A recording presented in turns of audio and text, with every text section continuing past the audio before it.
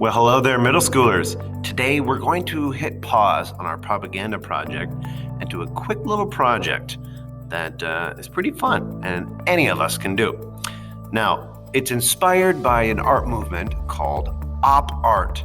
Yes, op art. Can you guess what that stands for? Optical illusion art. Yes, this was an art movement in the late 50s and 60s that tricked our eyes into thinking lines and shapes were popping off the page or doing really weird things that they shouldn't be able to do. Now, I have a couple examples for you, and then I think we can make our very own op art. Here are a few examples of op art. You'll notice that the artists rely on black and white lines to confuse our eye into seeing things that aren't really there or making the lines vibrate. It's pretty neat. All right, for this op art project, we're only going to need a few supplies. First, a sheet of paper.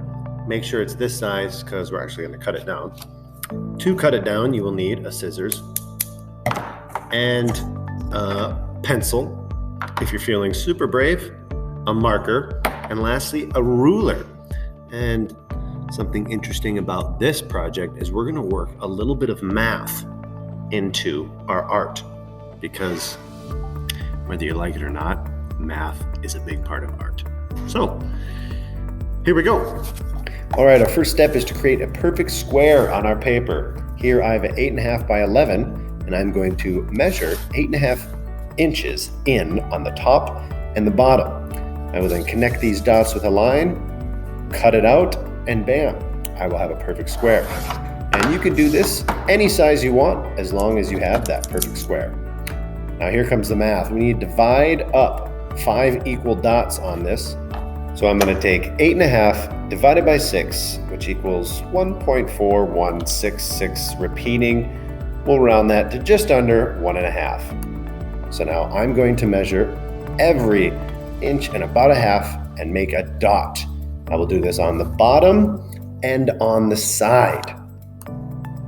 It's important to take our time when doing this because the more straight and perfect our lines are divided and drawn, the better this will look. Now it's time to take those dots we made and draw a line connecting them all the way to the same corner. All right, so I chose my upper left corner. Now I'm going to connect every dot to that corner.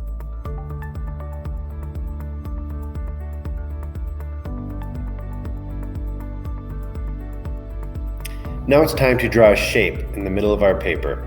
You can draw any shape you want, but it's important that it's perfect or as close to perfect as you can. I'm making a triangle. I made 3 dots, which I can then connect with my ruler. So this will make sure I have a perfectly straight triangle. Circles look really cool. Squares, rectangles, octagons, whatever shape you want, you may do. Make sure you take your time and make a perfect shape.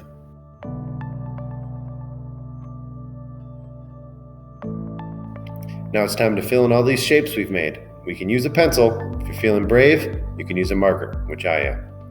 First thing I like to do is mark off where I will be coloring in each section.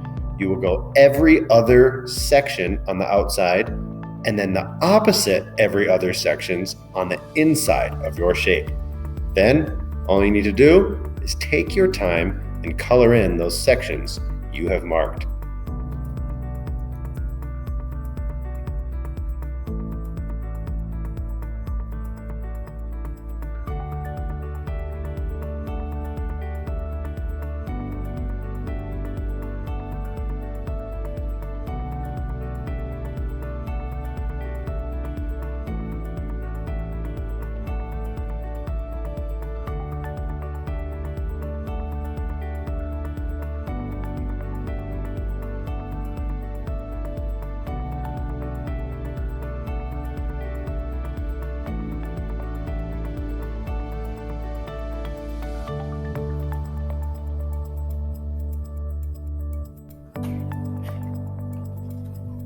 Not too bad. Now we've created our own piece of op art. A couple things to remember when doing this is we want to go every other on the outside, opposite every other in the middle. That's what makes it do those crazy things. Take your time, especially if you're using a marker, because you can't go back if you... So using a pencil first is always good.